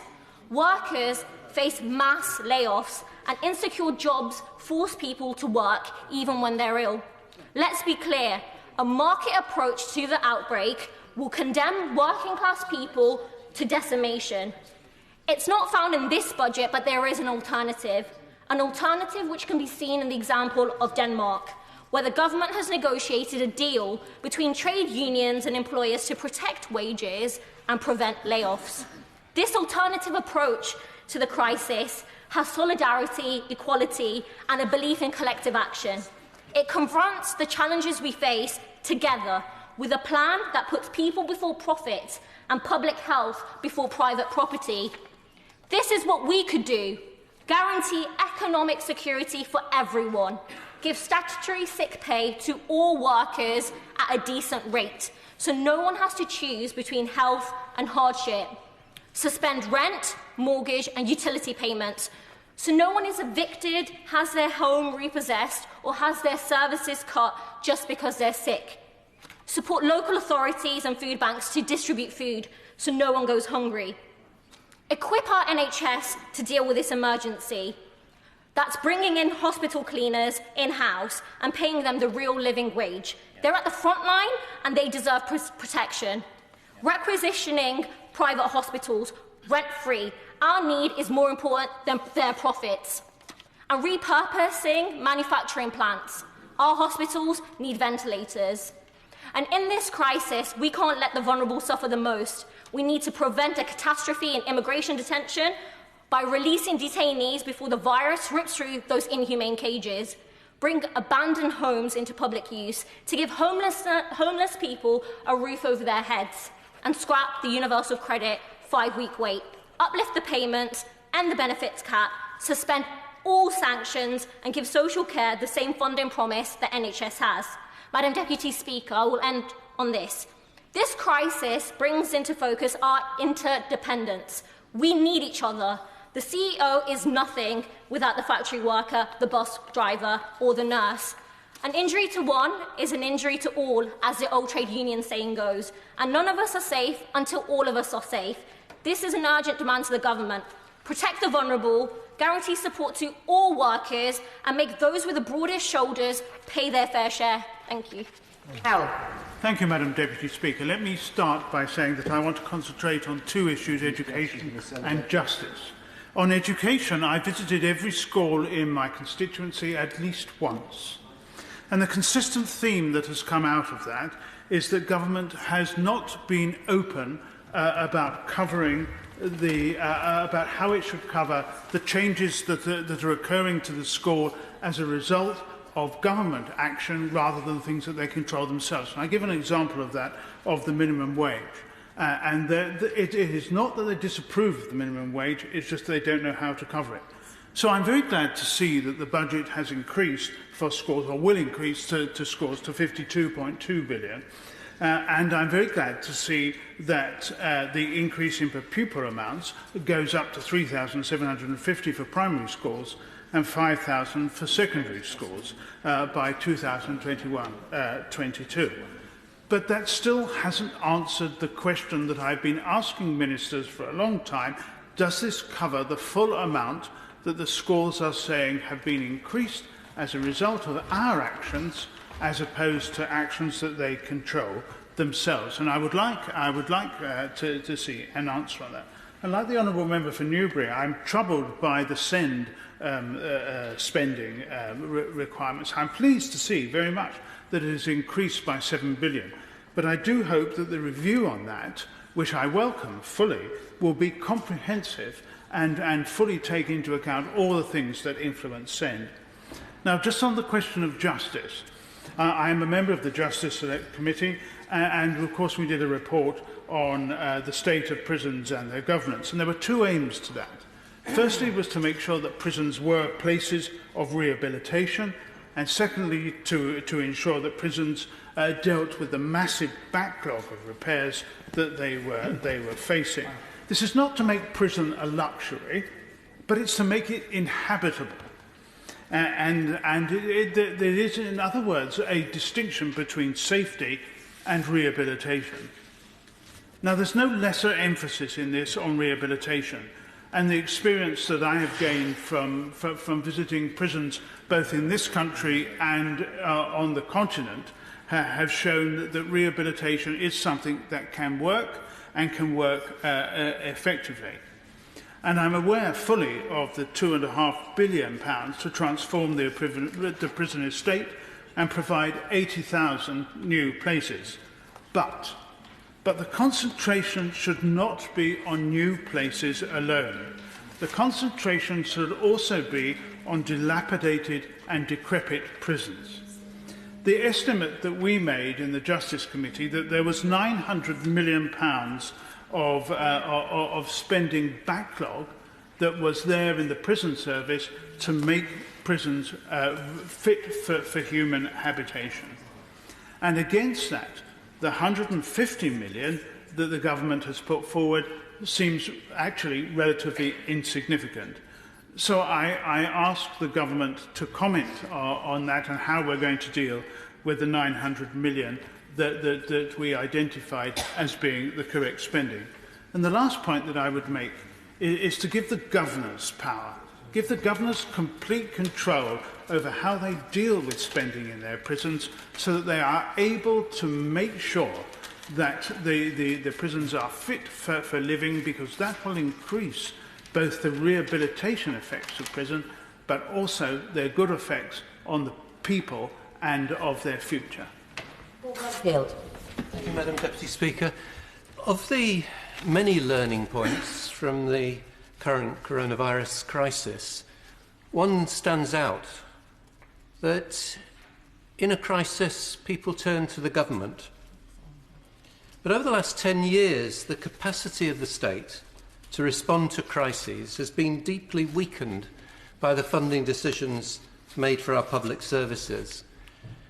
And it's a position which this budget has left essentially unchanged. Now, capital spending is welcome, but as the Institute for Fiscal Studies have pointed out, the revenue position is a completely different picture. Across the public sector as a whole, real-term spending per person will remain about 8% below 2010 levels in the next financial year. And we pay the price for that because we're facing this crisis with an NHS that is already stretched to the limit, its resilience corroded, with too little spare capacity. But we had the warning signs, regular winter crises, patients stacked up in corridors, but not sufficient done about it. And beyond the NHS, the crisis in social care, which many members have referred to as clearly being deepening, not addressed, but made worse by the disproportionate cuts faced by local government. Councils like Sheffield, which have lost more than half their funding from central government over the last 10 years. Now, in his accession to the job he currently holds, the Prime Minister promised, and I quote, "And so I am announcing now, on the steps of Downing Street, that we will fix the crisis in social care, once and for all, and with a clear plan we have prepared." He might have even said oven ready. 8 months on, it's clear he never had a plan, and nor does this budget. But, Madam Deputy Speaker, can I raise a different point? Because I do welcome the measures in the budget to support small businesses through the coronavirus crisis, but they don't go far enough. Steve and Sarah contacted me over the weekend. They run the popular Harland Cafe in my constituency, one of hundreds of cafes, bars and restaurants that employ thousands of people. They were worried then about the future of their business. And that was before the government's decision today, not telling them to close, but telling people not to go through their doors, hanging them out to dry without clarity and without the opportunity to draw on business continuity insurance.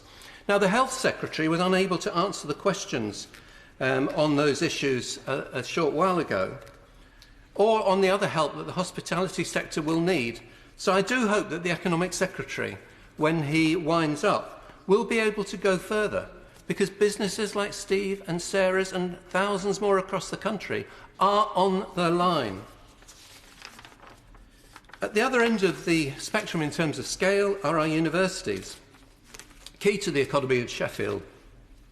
And we can already anticipate the impact of the coronavirus on their income. We have 15,000 international students between our two universities, worth over £210 million a year to the local economy. More than 7,000 from China. Many of those planning to come this year will not be able to. If we lose, say, half of them, our two universities could lose £50 million in fees. Across the country, a 50% reduction in international students starting in September could cost our universities up to could produce a loss of £1.9 billion. So I would ask the Economic Secretary in his conclusions also to say, because nobody has commented on that, what plans they have to support our university. Order. Selene Saxby. This was a great budget for the NHS, but a week is indeed a long time in politics. North Devon District Hospital is the UK's most remote mainland hospital and is unavoidably small. Our population is significantly older than the UK average, with more than a quarter being over 65 versus just 18% nationally. North Devon's population reflects how the UK will look in about 20 years' time. So getting our healthcare right is an essential blueprint for other regions during this crisis and the future. And it is important to recognise how our solutions may differ from those elsewhere in the UK. We are delighted to be flagged as one of the 40 new hospitals, but unfortunately, new buildings alone will not resolve the complex issues our hospital faces. As the most remote UK hospital on the mainland, we incur significant additional costs of delivery due to the diseconomies of scale of servicing a small and geographically dispersed population. Although the Community Services Formula goes some way to redressing this, it is not enough. Northern Devon Healthcare Trust receives a rural premium of £3 million, yet they believe the deficit caused by remoteness is in fact £14 million. This then disadvantages other health systems in Devon, who have to supplement the difference. Despite this clearly being a levelling up of services within Devon, it is not the solution to the issue. I am delighted to see additional funding into our much-loved NHS, but I hope further steps will be taken to ensure the rurality and unique nature of North Devon's population and location will be fully recognised as plans for our new hospital progress, as well as COVID-19. Whilst speaking in this budget debate, I feel it would be remiss not to mention a sector not always recognised for their public service, that performed by our pubs, particularly the more rural ones. My village pubs have defibrillators, community shops, post offices, and the opportunity to go somewhere to chat, vital when so many communities are remote and rural isolation is a real issue. A chat over a pint or a non-alcoholic beverage, up until a few hours ago, could make a huge difference to someone's day. This budget did recognise how important pubs are, especially in communities like mine, where they are often the last remaining place to gather in a village. Freezing spirit, beer and cider duty was warmly welcomed, as was the extension of the business rate discount to £5,000. However, in light of the difficult and escalating situation with the coronavirus, I very much hope my rural publicans have Parliament TV on and hear me saying that I will do whatever I can to support you as we go through the challenges of the coming weeks and months, and I very much hope you will provide the public service you always do to your local community. This budget was a very positive step for our public services. We are the party of our public services, we are the party of the NHS, and I hope over the coming weeks we will show ourselves to also be the party of the pub. Ruth Cadbury. Thank you, Madam Deputy Speaker. Thanks to the 10 years of austerity budgets and spending statements, our key public services have been cut to the bone and more, which means they and the amazing people who work in them, already struggling with the day job, are now going to be under incredible pressure and uncertainty in the weeks ahead. And although pouring money into the NHS is essential at this time, this crisis has exposed significant gaps after years of inadequate annual spending rounds. This government, and it's also exposed our state-sanctioned poverty policies of this government. The government could learn from France, where households and businesses are being protected from going under with a €300 billion package. But in Hounslow, Madam Deputy Speaker, after £140 million cuts over 10 years, our council, like all local authorities, have simply no headroom available to address the COVID-19 crisis in social care, in public health and support for volunteering to ensure the safety of vulnerable people in self-isolation. So in the short and ever-diminishing time available, Madam Deputy Speaker, I'm going to cover issues that have dominated my postbag, and unless the government addresses them, we'll continue to do so and will continue to be relevant even once we're over this crisis. Madam Deputy Speaker, there was nothing in the budget to help councillors nor the London Mayor able to properly serve our communities at this time. The growing number of children with special educational and development needs have no or inadequate additional specialist support, which could make a difference for their future. There was nothing in this budget to address mental health and specifically young people's mental health, which is an issue raised with me at just about every secondary school I visit and from my constituency survey last year. The government needs to end the postcode lottery of mental health treatment, provide adequate funding for CAMS and for local early intervention services. And another missed opportunity in the budget was tackling violent crime, especially among young people. The lost 20,000 police officers who aren't going to be replaced quickly, and the new recruits don't have the innate knowledge on preventing and addressing crime that only can be learned over many years on the job. And alongside policing, council funding cuts means youth services have been cut by 70% since 2010, and with the loss of the vast majority of experienced youth workers. Madam Deputy Speaker, while I welcome the £1 billion in the budget to address cladding, I regret there's nothing for those at the sharp end of the housing crisis. Purchase and even private rent is out of reach for many thousands of my constituents. Over 2,000 households are homeless in Hounslow and more are living in overcrowded or unsuitable housing. They will only get permanent and adequate housing with substantial and sustained government action. The elephant in the room of this budget was the climate crisis. Billions for new roads were found and the freeze on fuel duty was upheld, but nothing for active travel nor for solar and tidal power, which scream out for investment. So, Madam Deputy Speaker, while I of course appreciate this budget was delivered at a time of extreme uncertainty and funding has gone to the NHS, But this is not a budget for the people of this country and didn't address the continuing underlying problems facing our society.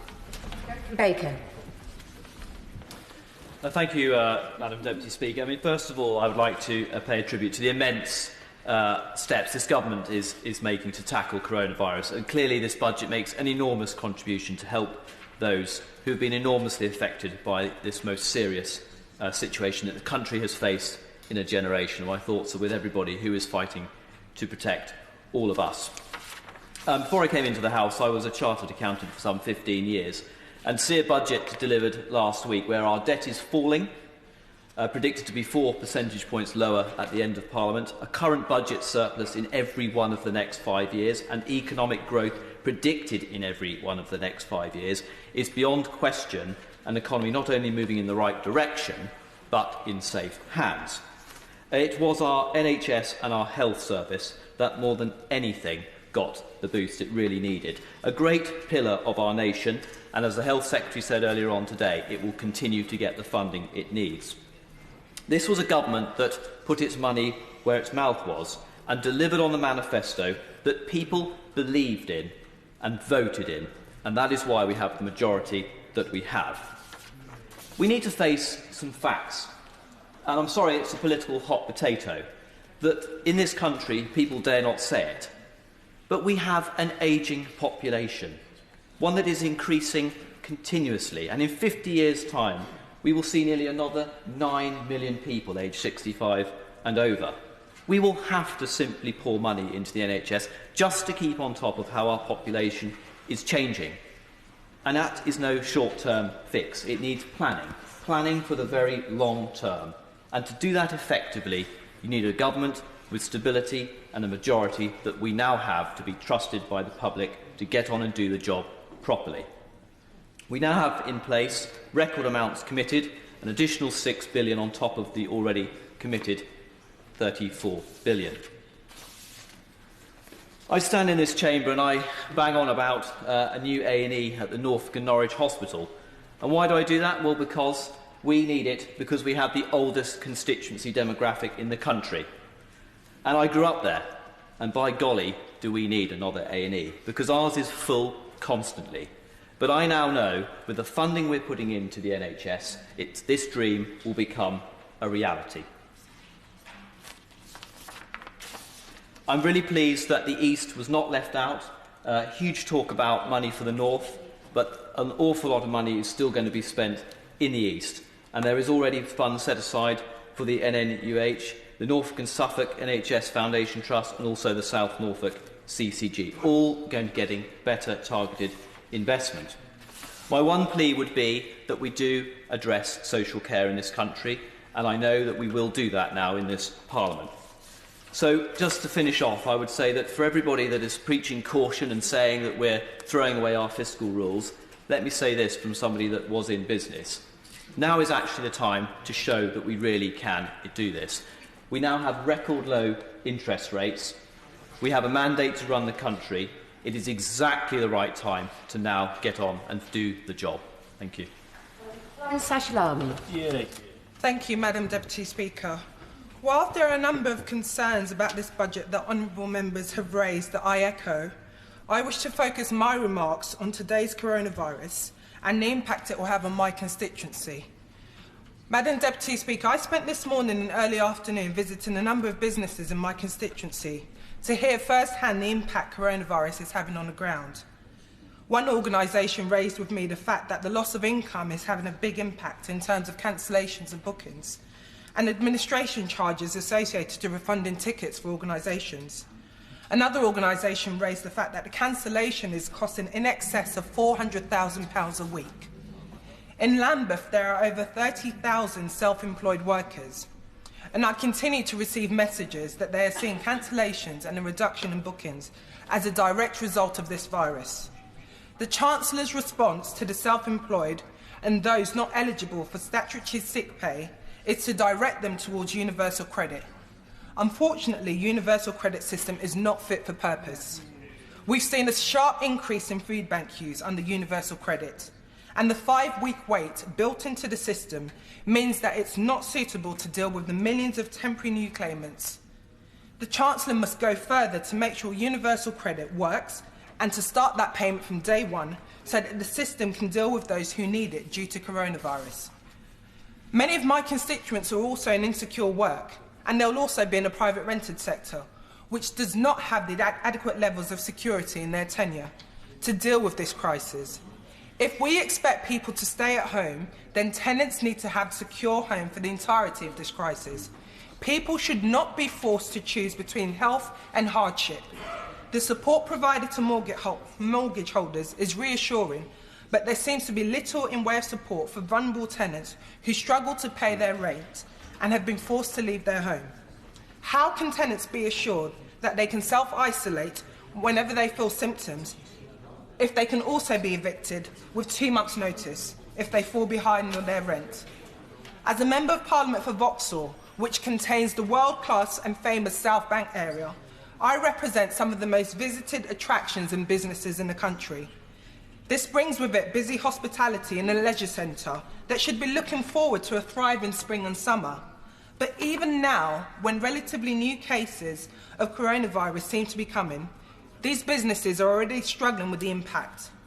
Members of the South Bank Partnership of Businesses have told me that they are suffering from reduced footfall and booking numbers, and venues are seeing a drop in group bookings from Asia and mainland Europe.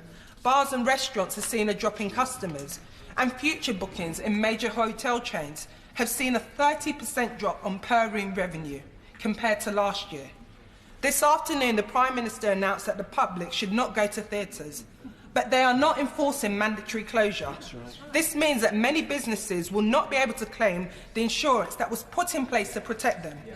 This is not working. So will the Chancellor work with me and the Mayor of London and these businesses to develop a forward-thinking recovery plan that helps these companies and gives them the reassurances that they need? The government's measures to protect small businesses are welcome, but many of the businesses I've spoken to feel fearful about their future, and the government's package do not go far enough.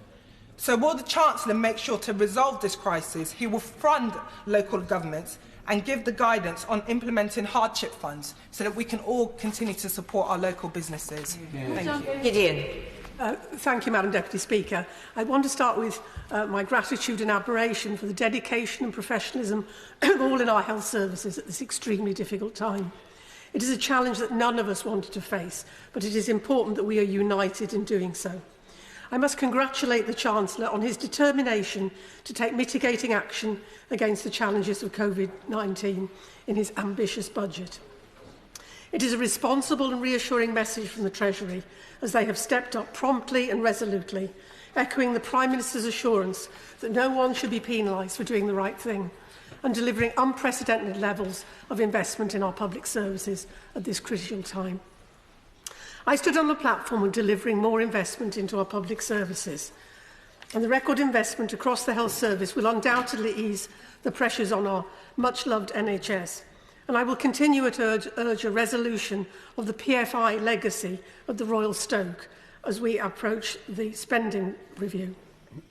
I am a strong believer that the key to delivering the best possible public services is to develop and adopt new technologies, whilst ensuring we maintain a free at the point of use, world-class health service. The technologies I mean range from innovative new medical devices, treatments and applications at hospitals and health centres, to smart apps that maintain an individual's independence by monitoring their health in their own home. The current needs for responding to the coronavirus make the latter particularly pertinent.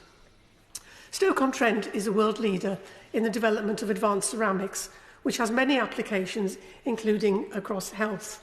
And I'm extremely keen to see the establishment of the Advanced Ceramics Campus at Staffordshire University to encourage the fusion of education, research and public sector innovation with leading private sector partners such as Lucidium.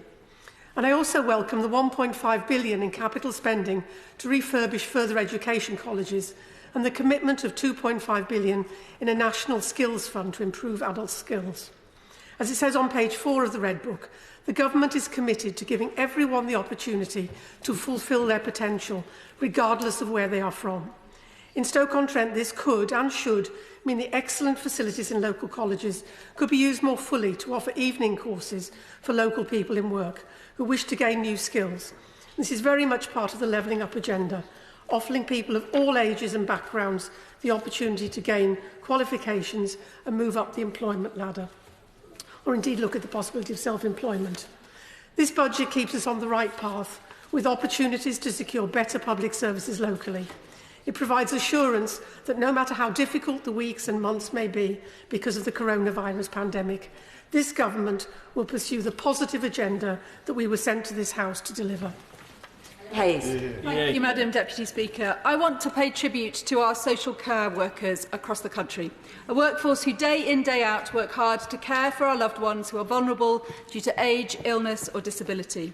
A workforce who are often amongst the lowest paid and often in precarious zero-hours employment, yet whose skills, compassion and dedication make a daily difference between whether life is utterly intolerable or lived to the full.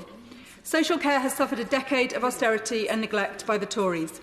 We have known for many years that our population is ageing and that our social care system is inadequately funded and unsustainable, demonstrated starkly in the million people eligible for care who are currently not receiving any support and in the £3.5 billion a year which is needed just to meet current needs. The government has repeatedly kicked the social care can down the road and the consequences are now coming home to roost.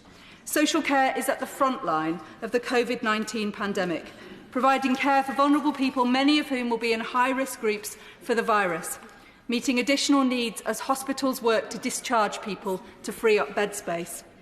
Yet there has been a woeful lack of support and guidance for the social care sector in the context of the pandemic.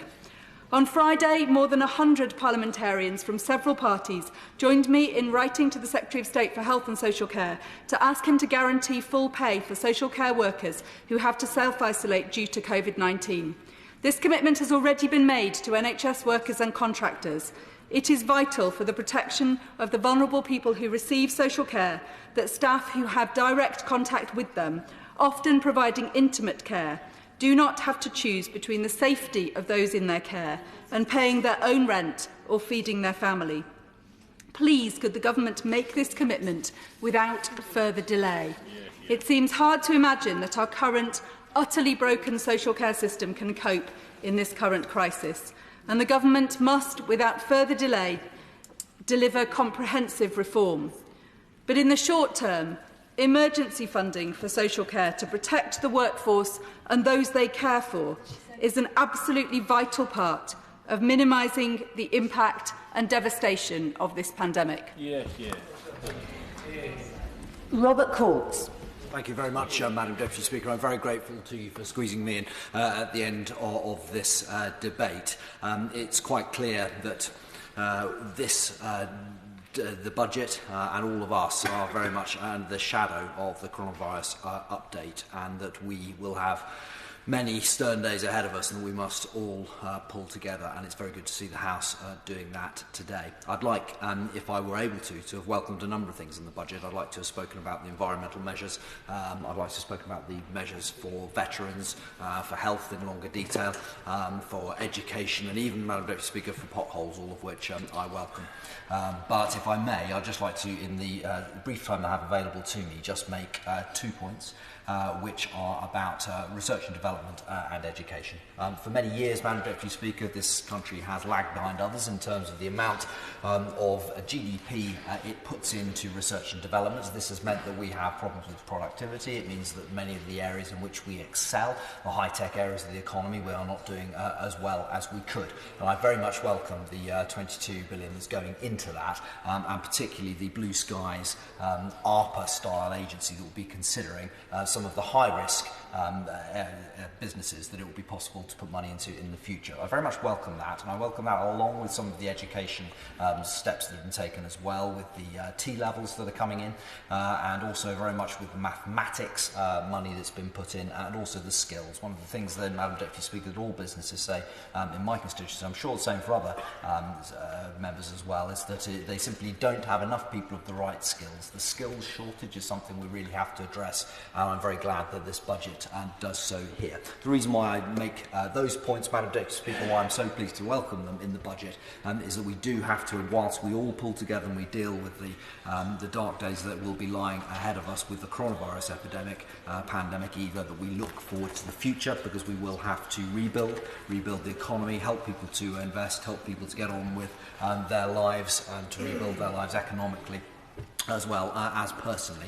It's critical that we do that, because ultimately, Madam Deputy Speaker, that's how we build the excellent public services for the future that we all want to see. Thank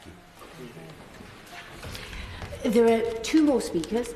I would hope that perhaps the remaining two speakers would take 3 minutes each, in which case we will have time to be able to squeeze both of you in. Jim Shannon. Thank you, Madam Deputy Speaker. You're most kind, and thank you for making that happen tonight, and for everyone who's made a contribution. I wish to begin by thanking the Chancellor and his team for the tremendous efforts that have been made in producing this budget, especially in light of current events which are overtaking all else. I also welcome some of the measures taken. The planned increase in spirits duty will be cancelled. No duties for cider or wine drinkers as well. I know a packet of cigarettes will cost 27p more. That's good news, I have to say.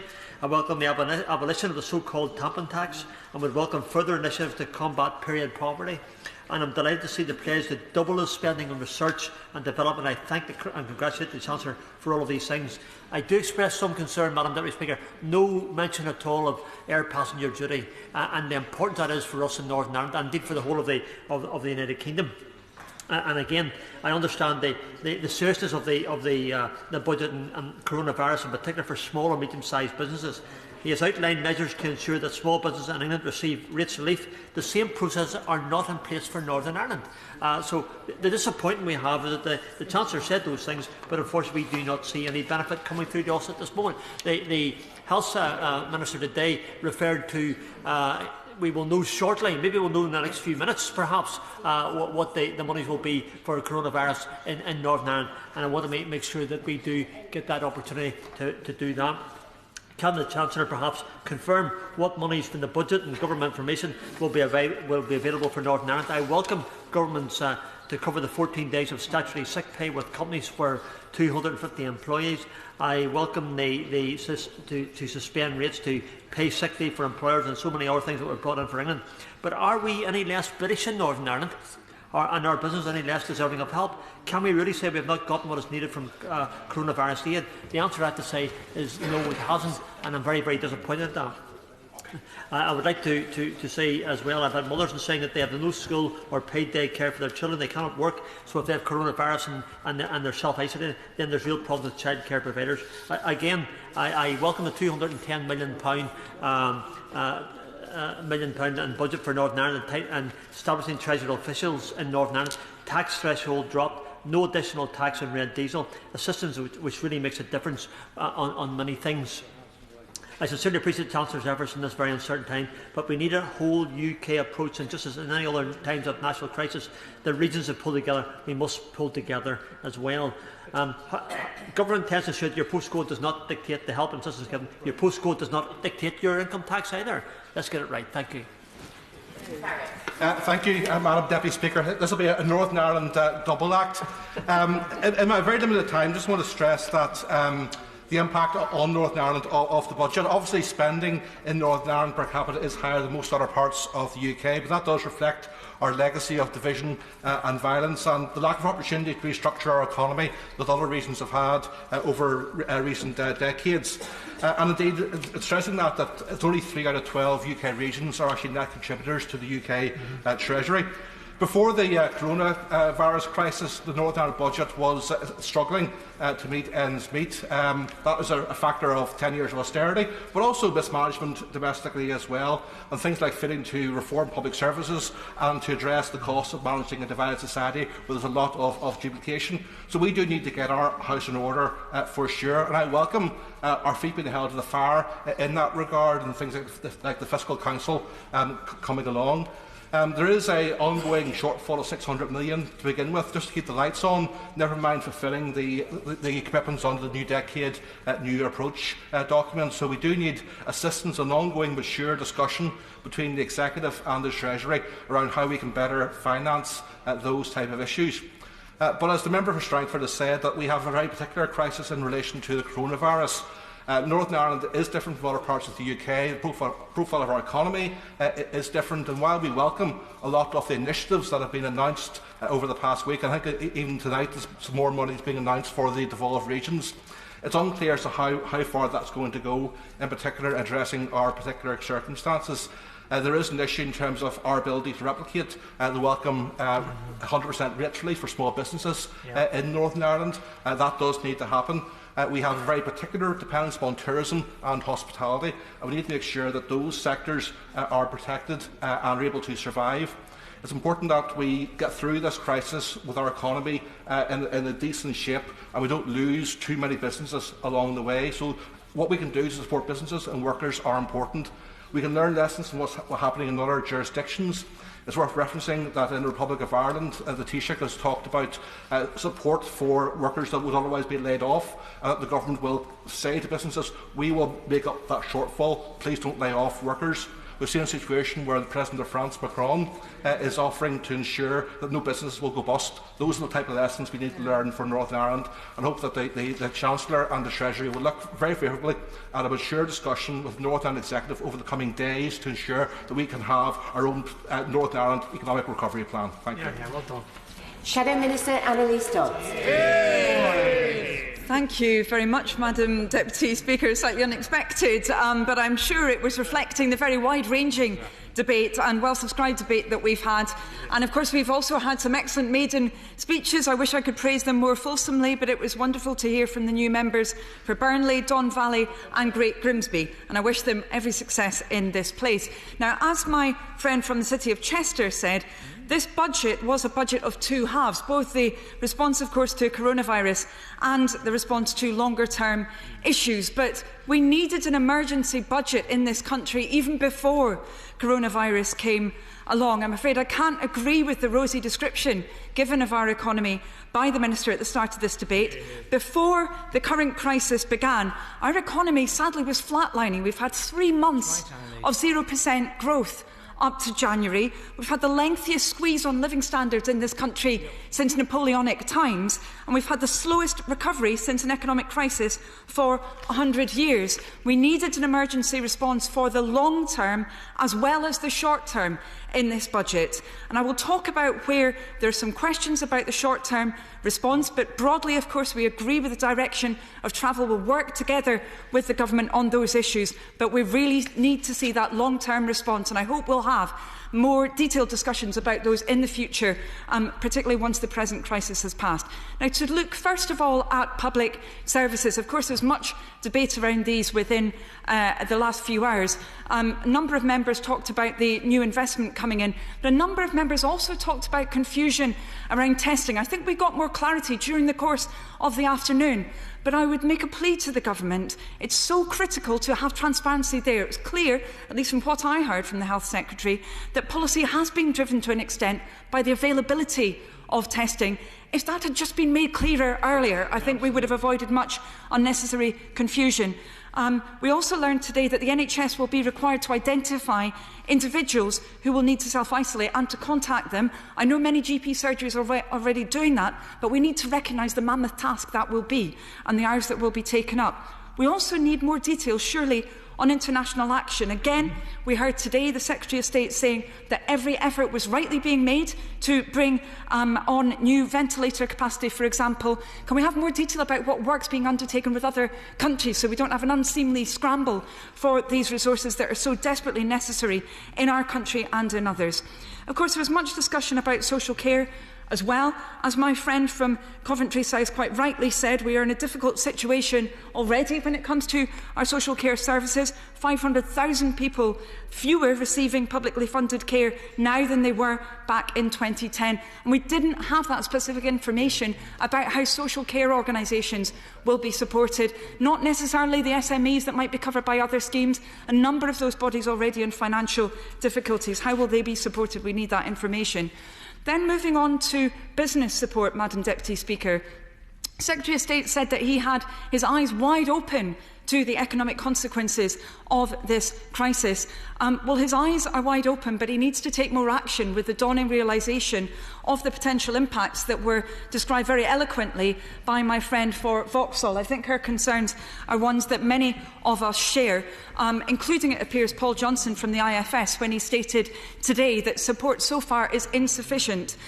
So we need to have answers to questions like, for example, what will be the role of the British Business Bank?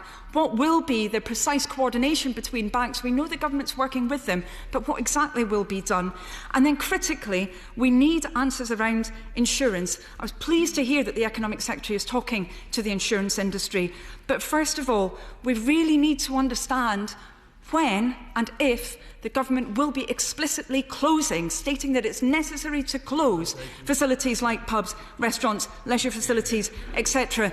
Because we know that lacking that footfall, they will practically be closing, but they won't be covered by insurance. Please, we need more information on this. And as the member for Meriden said, please can we ensure that this coronavirus is actually recognised for insurance purposes and push them to do that. Then, of course, there are questions about support for individuals. There's a debate on sick pay tomorrow. I'm sure many members will be mentioning again, as others did now, the need for short working arrangements, mentioned by the Right Honourable Member for Tunbridge Wells, for Birmingham Edmonton, for Dumfriesshire, Clydesdale and Tweeddale, and the member for Wokingham, not a man with whom I'm always in perfect agreement, but he was absolutely right to point out the need for these. Germany is looking at introducing them again, as they did in the financial crisis. Ireland already shifting towards a similar position, and as my friend for Bentworth and Isleworth said, we seem to be a bit behind the curve when it comes to the international response in that regard, particularly, for example, in comparison with France. Also, many questions around social security, essential in a situation where, as my friend for Oldham said, so many people are a payday away from poverty. Many questions in this debate about help for the self-employed, coming from the member for Epsom and Ewell and my friend for Manchester, Gorton. Just saying that people can go to universal credit or ESA with all the issues we know about just isn't good enough. And as my friend for Kingston upon Hull West and Hessel said, unless we deal with those issues of income maintenance now, we will make that economic contraction even sharper than it needs to be. Of course, much discussion as well about housing today. My friend for Mitcham and Morden pointed out the dire impact of overcrowding for us actually trying to deal with this crisis. I understand there are discussions about mortgages going on, and there will be guidance about rough sleeping, but we need clarity about exactly what is going to change, and is the government going to be working with courts about evictions, foreclosures and so forth. Of course, other questions raised about support for older people, whether the free TV licence will be provided for over 75s, and what exactly is the action going to be about free school meals. It's good that government is talking amongst itself, Education Secretary with the health team, etc., about free school meals, but what will the action be? And when will our devolved governments know exactly which funds will be available? Just always saying we'll get that information later isn't good enough. Same when it comes to local government. As mentioned so many times, including by my friend for Enfield Southgate, no clarity yet about when public health allocations will become clear. We heard in this debate local authorities will have even more responsibilities over burials, for example, in some aspects. Their rent will be diminished through the HRA account, and it was very telling, I thought. The Secretary of State said that help for charities would need to come from CCGs and not from local authorities, perhaps reflecting how hollowed out they are. But how will that national volunteer effort be delivered that we heard about again today if it's not with the support of local authorities? And I'll just finish off, Madam Deputy Speaker, by saying the Minister said at the very start of this debate we should be fighting this war while we're planning the peace. Then let's learn the lessons. We need to recognise how our response is being made harder because of changes that have occurred over recent years. My friend for Ellesmere Port and Neston listed the many historic records, sad records, that we've recently reached in our NHS when it comes to waiting lists. We didn't have any reference in introductory speeches to the health inequalities data that have come out recently. We didn't have reference to the crises in mental health and other areas. We needed a long-term plan for social care before this crisis. We needed those 100,000 staff who are missing from our NHS before this crisis. We are asking those staff to make extraordinary efforts. And those staff have a sense of grim determination, passion and commitment to do the right thing. But we should never, ever again be asking them to do the right thing with so little resources after 10 years. Thank you, Madam Deputy Speaker. And it's a pleasure to speak at the end of this long but very interesting debate with 34 contributions from backbench members from across the House. But before I attempt to respond to many of those questions, I would first like to extend very best wishes to the Honourable Lady for Oxford East on wishing her a happy birthday today. We've been very fortunate in this debate, Madam Deputy Speaker, to hear 3 excellent maiden speeches. And we heard from the Honourable gentleman from Burnley, who spoke about the fact that he is the first Conservative to be elected since 1910. He spoke about his passion to end the hospital car parking charges. And it's great that the budget has actually moved us forward in that regard with those changes beginning in April. We also heard from the Honourable gentleman from Don Valley, who I think very movingly told the story of Tommy in 2 different scenarios, actually speaking very much to the aspirations of this government in terms of the investment in life opportunities. And he also spoke very openly and bravely about his Christian faith. And also we heard from the Honourable Lady from Great Grimsby, who supported later by the Honourable Lady from Great Grimsby, who also supported by the Honourable Gentleman from Cleethorpes, made the case for a free port in her constituency. And obviously the government will be taking very seriously the representations that she has made. Now, I recognise that this debate was punctuated by a very important statement from the Secretary of State for Health, and I recognise that the Honourable Lady opposite has raised a number of questions, some of which I will be able to respond to, and I'm sure my colleagues across government will be making further statements to clarify on some of those points in coming days. But this government is committed to supporting our world-class public services with the investment they need. Investment in the here and now with a £30 billion package for the country to tackle COVID-19, including a £5 billion COVID response fund for the NHS and other public services, and investment for the future. Now, she's quite right to say that there's been a material development in what's happened as a consequence of today's announcement, and there'll be matters that we will be reflecting on very carefully in the Treasury, but a support package for business was set out last week, and we will be looking at that in terms of what we say later on this week. In last year's spending round, the government pledged an additional £34 billion for the NHS by the end of this Parliament, together with 20,000 more police and an additional £14 billion in education over the next 3 years. But this was only the beginning of our ambition. We are determined to deliver for the people who put their trust in us. We are ready to take the big decisions necessary to transform our country. And this budget is proof of that commitment, Madam Deputy Speaker. By the end of this Parliament, day-to-day spending on public services will be £100 billion more in cash terms than when we came into government a decade ago. Nowhere is our commitment more evident than the National Health Service. In 2018, the government agreed a historic multi-year funding settlement committing to spending an additional £34 billion by 2024. And now, through this budget, the government will commit a further £6 billion. Together, it provides the financial security and certainty that the health service needs to prepare for the future at a time when they are under unprecedented pressure, once again stepping up and going beyond the call of duty. It means we can proceed with delivering 50,000 more nurses. It will fund the creation of 50 million more GP surgery appointments a year, and it will enable work to start on 40 new hospitals. Crucially, we can also invest in the future health and well-being of our society with £1 billion extra on adult social care every year of this Parliament, and nearly £650 million to help rough sleepers into permanent accommodation. Mr. Speaker, the most important task of this government is to keep the public safe. And thanks to the £750 million we made available at the spending round, the first of 20,000 additional police officers are now being recruited. Last week's budget confirmed we will make available an additional £114 million in support of counter-terrorism efforts. Ultimately, a safe and secure society rests on a justice system that is firm but humane, one that can reform and rehabilitate offenders back into society, as the Honourable Gentleman, the member for Aylesbury, referred to, We will improve conditions for those living and working in our prison system, as the honourable gentleman from Henley raised in his speech, while at the same time increasing the number of offenders required to wear electronic tags and expanding the number of hours offenders can spend doing unpaid work. Mr. Speaker, my right honourable friend the Chancellor also made clear this was a budget for businesses. And if we are to unleash the potential of businesses across the country, then we need to equip people with the skills to match our ambition.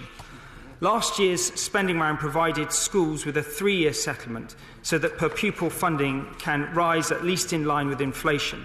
And that was welcomed by the Honourable Lady, the member for Newbury, in her thoughtful contribution. And in this budget, the Government will invest a further £95 million to support the rollout of T-levels, and we will fund a total of 11 maths schools covering every region of the United Kingdom. Meanwhile, £1.5 billion will be made available for capital spending in the further education sector, and we will bring together employers and educators to open 8 new institutes of technology. Together, these measures will help ensure our country has the skills it needs to prosper, not just today, but into the 2030s, 2040s and beyond. Finally, alongside our increased investment in public services, we will redouble our efforts to clamp down on tax avoidance and evasion. The vast majority of taxpayers in this country, business and individuals alike, pay their correct taxes on time and expect others to do the same. For this reason, the Government will give HMRC more funding to tackle non-compliance and secure the extra £4.4 billion of revenue that is currently not obtained. Every penny that HMRC is able to recover will mean more money for frontline public services. Mr. Speaker, now that we have left the European Union, our future is in our hands, and the Government is determined to seize this opportunity and create a country that is not only stronger and more prosperous, but safer, fairer and healthier too. This budget will ensure our police have the resources they need to keep our streets safe. We will ensure that the NHS has the doctors and nurses and other professionals it needs to continue delivering world-class healthcare, free to every man, woman and child for decades to come. And it will help our schools, colleges and universities equip young people to thrive in life and our economy access the talent and skills it needs to grow. I urge members in all parts of the House to support the budget tomorrow evening. Order, order. Debate to resume what day? Tomorrow. Tomorrow. With leave of the House, I'd like to put the following motions 3 to 9 together. Motions 3 to 9 to be moved. Victor, move. The question is, as on the order paper, as many of that opinion say aye. Aye. The contrary, no. I think the ayes have it. The ayes have it. Right. I will now come to the statement. I'm now going to make a speaker's statement on coronavirus. As I say, I wish to make a further statement about the arrangements within Parliament in light of the announcements made this evening by the Prime Minister and the Health Secretary on coronavirus. As the Prime Minister stated, we are now involved in a national fight back against coronavirus, which means we need to restrict certain aspects of everyday life to prevent risk of exposure. In addition to the measures I announced earlier, we will also be putting the following in place. Parliament will stop all non-essential access from tomorrow in both houses. All members who have underlying health conditions or may be pregnant or over 70 should pay particular attention to the advice of Public Health England. No access to the public gallery, and side galleries will be restricted for use by members of both houses. Members' tours for constituents will be stopped. The education centre and education and school visits will cease from tomorrow. And finally, there will be a reduction in catering facilities across the estate, so certain outlets will be announced which will close. I have taken this decision consistent with the latest government advice and with the Lord Speaker, in consultation with Public Health England. These further steps are necessary to allow Parliament to continue to fulfil its constitutional duties, but will be kept under constant review. I also wish to put on record my thanks to everyone on the parliamentary estate who is keeping this House running, and without them we could not have done so. Thank you.